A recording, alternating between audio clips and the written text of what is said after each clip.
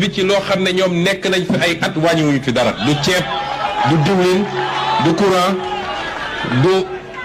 essence bi du gasoil bi dara wàññiwuñu ko fi ñu ñëw fekk fi bor bi ñu fi fekk.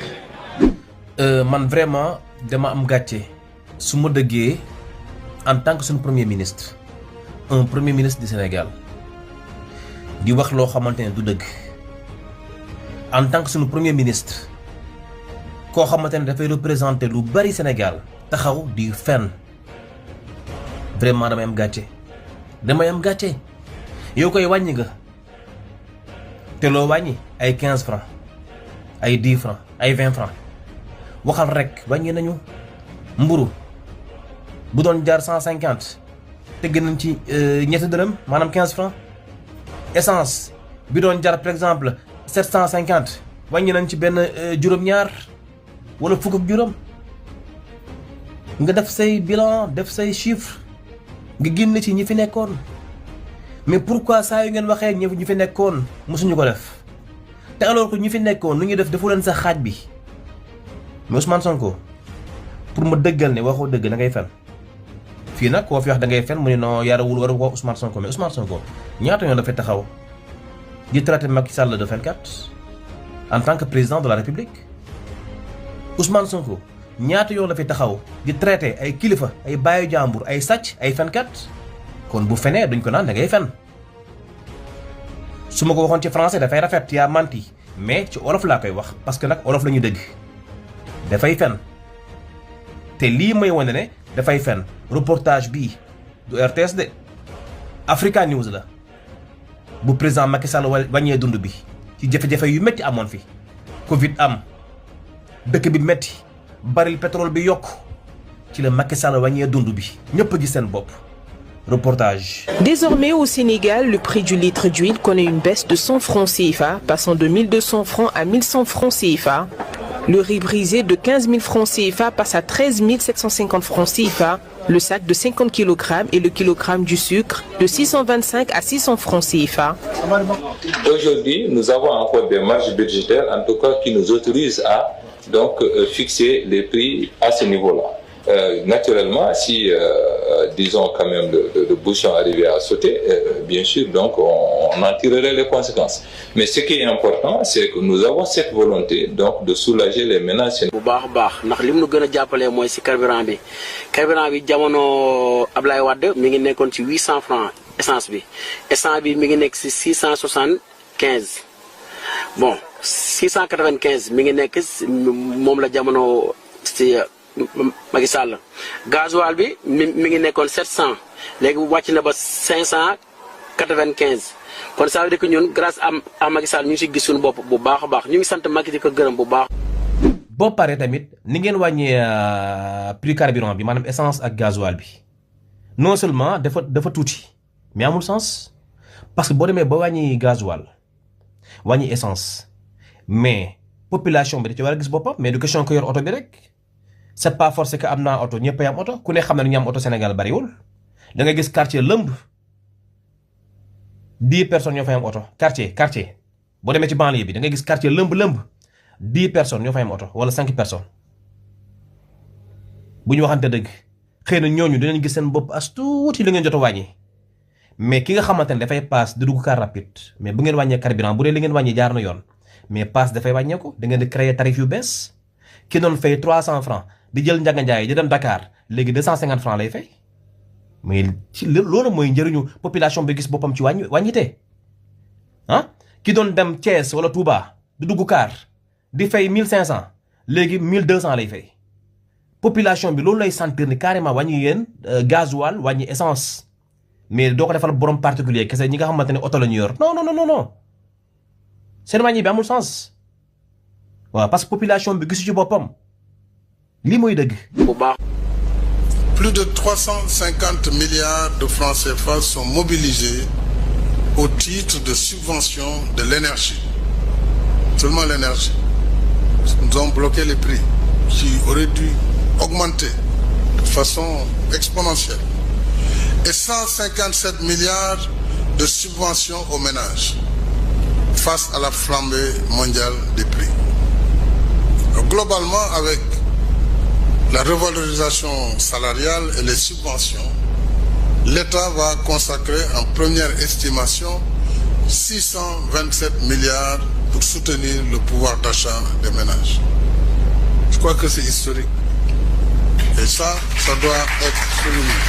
Sall a annoncé une baisse de 10% du prix de l'électricité dès le premier semestre 2017, après que le pays a connu une nette amélioration de l'offre d'électricité grâce notamment à la mise en service de centrales solaires. Le président Macky Sall a indiqué que l'approvisionnement en électricité avait considérablement augmenté. Les coupures sont passées d'une moyenne de 912 heures en 2011 à 73 heures en 2016. L'année dernière, Sénélec, le fournisseur national d'électricité du Sénégal, a mis en service 270 mégawatts supplémentaires, soit plus de la moitié de sa capacité cumulée.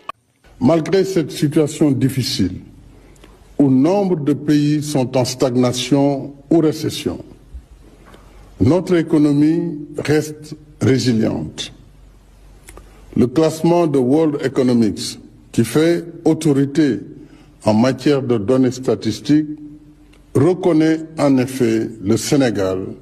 comme pays à la croissance la plus régulière sur la décennie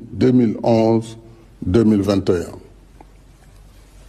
Cette année, notre déficit budgétaire s'est rétréci. Notre taux de croissance, établi à 4,8%, devrait atteindre un niveau sans précédent de 10% en 2023,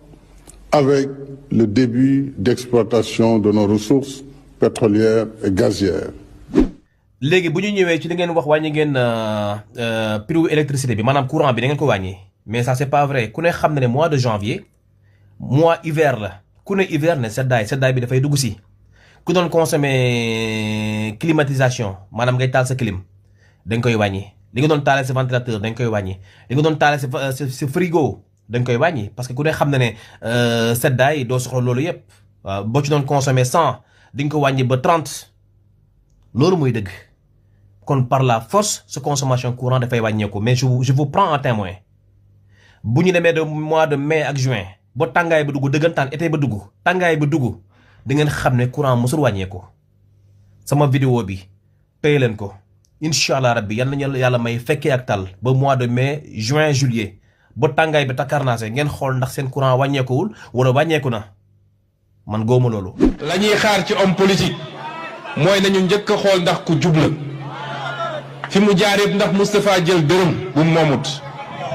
est-ce que ku ragal boromam la ci alalu réew mi ñu xool est-ce que ku bëgg réew mi la patriote la est-ce que ku am xam-xam la est-ce que am na gis-gis ci réew mi kooku bu ñëwee laaj leen même bu bokkul ak Ousmane Sonko parti jox leen ko ndax su ngeen ko joxee mu defar waaye kenn du tànn nit parce que ñoo bokk waaso wala moom moo fay sama facture naam ñun ñëpp ay jullit lañu ay sénégalais lañu te nit ñu yaree mooy solidarité waaye solidarité ci la nga moom solidarité ci la nga liggéey ñàkk ko waaye solidarité ci alalu réew mi musul jëmale réew kanam. Ousmane Sonko nga ne ñi fi nekkoon dañ doon salfaañe alalu réew mi di ko sàcc ba tey yaa ngi traité nit ñi de sàcc normalement ci fin wu année 2025 nga war a wax jàmm boole xol yi jéem a rëccu li nga fi jot a def yépp ci tuuxi duunu ak tuumalaate yaa ngi continuer di tuumalaate rek pour yootu 2029 di yàq ay gor ba tey yéen daal tant que tudd leen rek ñi nga xamante ne ñu leen wutu rek pour yéen waxoo leen fi dara quoi et ça c'est grave. mais bu ñu waxantee dëgg sàcc alalu réew mi di ko salfaañe ci yéen la fekk baax Ousmane Sonko taxaw nga fi ak sa ministre de la solidarité Maïmouna Dièye ngeen di taxaw di récompenser ay tojkat ay bandi yu Pastef ñoo xamante ñoo doon toj dëkk bi di ko taal ngeen jël sunu 5 milliards déjà joxe gum ngeen 1 milliard 800 millions mais du samay kàddu devant toi ce ministre moo ko wax mu ni xaalis bi nga xamante ne solidarité moo ko moom xaalis bi nga xamante ne askanu Sénégal ñoo ko moom budget bi nga xamante ne dañ ko voté moom fu mu war a dem ci hôpitaux yeeg feneen mais moom la ñuy damp ñi nga xamante ne ñoo doon taal Auchan yi di toj ay magasin jàmbur ah di bëgg kuule dëkk bi mais kan moo leen gën a dëng du samay kàddu Ousmane Sonko lii sa ministre la et c'était devant toi. ba léegi nii suñ ko mënee wax xaalisu ministère de la famille de l'action sociale et des solidarités la maanaam xaalis bi nga xamante ne moom la ñu waroon a jox ñi feebar te yenn saa yi nekk ci yenn situation ci hôpitaux yi ñu ñuy woo ak ñi nekk ci jafe-jafe ak ñi bëgg a jàngi yenn saa yi seeni parents amuñu lu ñu leen fayale ak coono yi ngeen di gis yenn saa yi ñu koy daj ci àll bi di dem di fekk ji néew ji doole yi mais xaalis boobu dañoo mujj sàkk ci tàmbali liggéey bi pour que ndax boobu yàlla xam na li ñu doon daj di gis kaa yenn yi te yàlla mooy sama seede. réew mi ñàkkul alal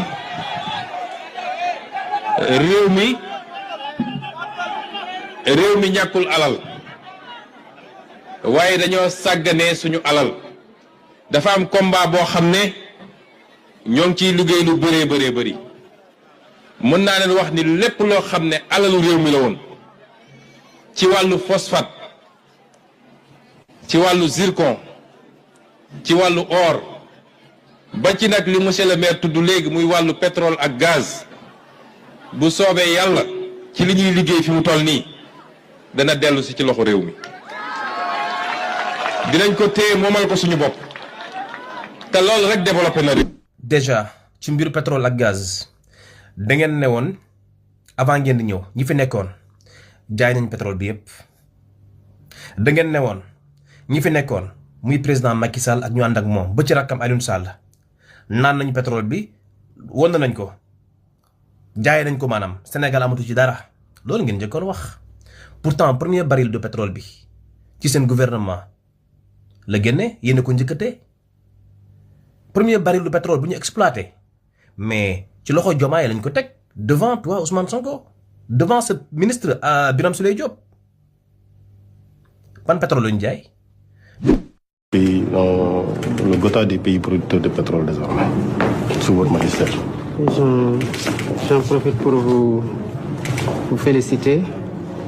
féliciter l'ensemble du gouvernement, féliciter l'opérateur Woodside et féliciter aussi le peuple sénégalais et leur dire notre engagement à faire bon usage de ces ressources pour les générations actuelles et les générations futures. bu dee wàllu contrat mais bu la neexee nga doon négocier say contrat ku ne xam na ne pétrole Sénégal amul makkaama exploiter pétrole li nga mën rek mooy ñu saytu ñu xam ne kat fii am na pétrole te loolu c'est pas sûr da ngay saytu rek ay machines ñoo koy def mais capacité biy génnee pétrole bi exploiter ko vérifier ndax am na fii pétrole brut bu jaar yoon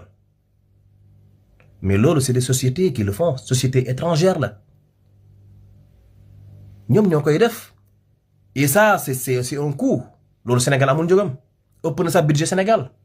li nga mën rek mooy négocier ak ñoom ñu génnee pétrole bi nga ci am benn pourcentage te loolu benn àpp la bu jeexee Sénégal mooy moom pétrole am mais nii lay demee exploitation pétrole nii lay demee te yéen pétrole bi bu ñu commencé exploiter ba tey mais ñu ngi reverser état bu Sénégal xaalis te boobu ba tey les sociétés pétrolières yi nekk Sénégal mais lu ñu reverser état bu Sénégal ci xaalis kenn xamul lu mu toll. mais ba tey mosu leen ci publier benn rapport ngeen ne bu ñu commencé exploitation pétrole bu Sénégal ba tey état bu Sénégal jot na nangam amul daray transparence kan moo leen gën a lëndëm. Ousmane Sonko ci wàllu leb bi ngay wax état bu fi nekkoon da doon jéggaane di leb Ousmane Sonko bu ngeen sañoon kat FMI teg leen ci code ngeen am xaalis bu ngeen sañoon kat banque mondiale financé leen ngeen mën a am kat départ ngeen gouverner. mais pexe ngeen amul ñaata yoon la le ministre de l'économie et du budget dem fi New York ak sa délégation pour négocier ak waa FMI pour Sénégal am financement bu banque mondiale mais boobu tey naada parce que rapport caché dette cachée bi ngeen wax tey mais rapport lañ leen laaj bu transparent boo xamante ne Cour des comptes moo koy saytu mais amul au contraire rapport caché moo am parce que rapport bi génneewu leen ko ay tuumalaate la. mais tubaab bi doful tubaab bi xam ne luy dëgg bu ngeen waxoon dëgg ngeen génnee lu leer nañ mais tubaab bi financé leen danaa ñii dañoo jóg mais wax ba dugal Sénégal wëlbati ko di leb ay Côte d'Ivoire di leb ay Mali loolu mooy gàcceel Sénégal dem eurobond lépp fa ay milliards yéen bi ngeen ñëwee ba tey ci 2 ans lépp ngeen lu ëpp 10 000 milliards zéro réalisation lépp fayaat bor lépp fay salaire fay bor ngeen fi nekkee recouvrement yi ngeen di def yépp ci wàllu taxe impôt mais ay salaire ngeen koy fay ak ay bor lan ngeen fi réaliser mais président Macky Sall ci 12 ans lu mu fi lépp bu motee 17 milliards ci la yem 17 000 milliards ci la yem bu motee 17 000 milliards ci la yem ci 12 ans laa wax de yéen ci 2 ans même pas 2 ans 10 000 milliards et quelques lépp ngeen ko fi ban njëriñ la amal Sénégal mais président Macky Sall lu mu fi lépp ci 12 ans mais ñëpp ñu ngi ci teg seen bët réalisation yaa ngi fi ne fang lépp lu fi baax c'est président Macky Sall actuellement ah muy ci wàllu hôpitaux infrastructure ah muy ci wàllu transport BRT TER su ma doon lim dama fa jógee la nouvelle ville de Diamniadio ak yeneen stade Maître Abdoulaye Wade Dakar Arena arène nationale bari na bourse familiale keroog tamit discours du président Diomaye bi mais programme Macky Sall la fi tudd PUDC Puma Promoville mais yooyu la fi tudd mais loolu plan Sénégal émergent la loolu moo sauvé discours am tey mais discours am amul dara loo xamante ne war na ko mën a joxe fi comme bilan wala réalisation mais programme PUDC la fi tudd Puma Promoville te loolu yëpp ay programme Macky Sall la bëggoon naa décortiquer message bi sax mais bon des fois da nga naan bon perte temps la quoi jaru ko parce que moi je m'attendais à rien du tout xamoon naa discours bi du dara. donc liggéey leen réew mi te ngeen bàyyi wax te ngeen bàyyi ñi fi nekkoon dañoo liggéey mu leer nañ même ñu ànd ak yéen sax xam nañu président Macky Sall dafa am bilan il a travaillé ce pays il a transformé ce pays waaw ku yàlla defar nag saay-saay mënu kaa yàq liggéey leen wax taxul biir fees sénégalais yi sonn nañu bi nga ñëwee ba tey wax rek seen discours mësul changé li ngeen duggoon askan wi boobu ba tey defu leen ci dara ku nekk yaa ngi sóoraale 2029 sénégalais yi nag defuñu nag ba leen di joxaat réew mi nag yéen même pas 2 ans ngeen mel ne ku nekk fin rañ mais ni ngeen nekkee ni sénégalais yi découragé loolu président bu doon am 2 mandats la booy di waaji dem sax la doon dal gars yi commencé découragé nam ma changement day fekk nga def 2 mandats sax mais même pas benn mandat sax amagu leen ko seen premier mandat jeexagul sénégalais yi découragé ngeen mel ne ku nekk fin rañ ba pare tiitu leen ci ngeen di fëgg seen dënd naan def nañu lii mel na di ngeen di liggéey réew mi alors que non mais quand même. ndax ren ñi ngi ci plus de 900 000 tonnes d'arachide loo xam ne daaw egguñu woon 600 000 tonnes yu mat kon loolu njaay mi mënul sotti ci benn fan. ci wàllu gerte googu ngay wax ñi fi nekkoon de gàcci ngaalaama même bu dee sax béykat yi fa nekkoon bu njëkk 10 tonnes kese lañu doon def yéen ngeen ñëw ngeen def 100 000 tonnes wala 1 million de tonnes ñi fi nekkoon daanañu fexe ba béykat bi ba béyee gertam ba noppi gis boppam daal di jaay gertam ci prix bu baax état bi jënd lépp du ñu am benn jafe-jafe ndax nag mbéy dundee la ñu wax waaw li ngay béy au moins nga ci gis sa bopp au retour nga mën ko jaay am loo dundalee sa njaboot balaa nawet déwén mais béykat yi ñu ngi dee ñu ngi béy seen gerte ba pare amuñu kuñ ko jaay ba pare ngeen tëjee leen frontières yi jëndu leen tëj frontières yi mënuñu jaay seen gerte mënul génn ñu koy wanteer am na ñuy làqatu sax di wanteer gerte gi am na ñu koy jëm wanteer sax gisuñu client mais ci lii nga war a wax mais bu njëkk ay nangam tonne la ñun nag on a doublé ça wala nangam sangam non mais c'est du n'importe quoi ce pays c'est quoi ces autorités là li mooy sunu kilifa yi ñii ñooy sunuy kilifa ñi ñoo war a développer Sénégal ci wax ba falu continuer di wax taxul biir fees wax